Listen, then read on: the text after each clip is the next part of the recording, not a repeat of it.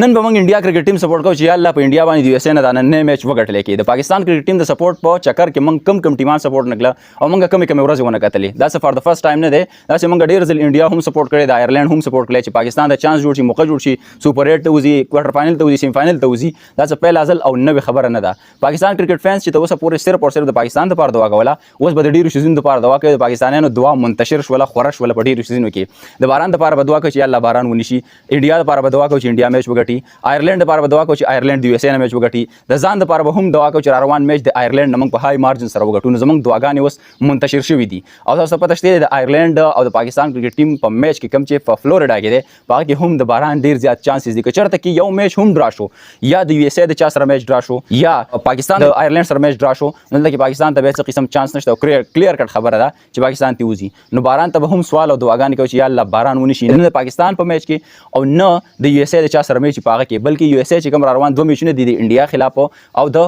آیرلینډ خلاف چې دا دواړه وبېلي په هاي مارجن سره وبېلي یو میچ خو پکې کم از کم چې وبېلي بیګانه چې کوم د کاناډا سره میچ پاکستان ته ښه ایزي چانس و چې پاکستان یو ایکسټرا پوینټ حاصل کړي خو هغه موقع لاست هغه موقع وبېل نو اوس بیا خلک تپوس کوي چې پاکستان ته اوس چانس جوړیږي او کنه جوړیږي اوس هم چانس جوړیږي خو ډېرو سیزون ته به دعاګانې کوي انډیا به سپورټ کوي دغه څنډه کې آیرلینډ به سپورټ کوي او بیا به آیرلینډ ته شکست هم ورکوي عجیبه قصې چې یو ځل باندې آیرلینډ سپورټ کوي او بل ځل ورته شکست ورکوي ناشنا غوندې نظامونه دي د پاکستان کرکټ ټیم په سپورټ کې بهرحال نن د یو اس اے او د انډیا ترمنځ ډېر زبردست میچ دی پاکستاني وخت په 9 بجې د افغانستاني وخت په 9 بجې باندې دغه میچ شروع کیږي ان شاء الله امید ده چې انډیا کرکټ ټیم یو اس اے ته شکست ورکړي او د ګاونډیانو هغه حق ادا کړي بهرحال تاسو خپل سره راځي چې پاکستان کرکټ ټیم ته چانس به جوړ شي او کنه قسمت به یو ځل بیا مهربان شي او کنه نن به انډیا کرکټ ټیم د یو اس اے نه میچ وګټي او کنه اگر تاسو کمنټ کې شامل کړئ ان شاء الله ملایوي ګنده ویډیو کې درغه مال راکړي اجازه د الله پامان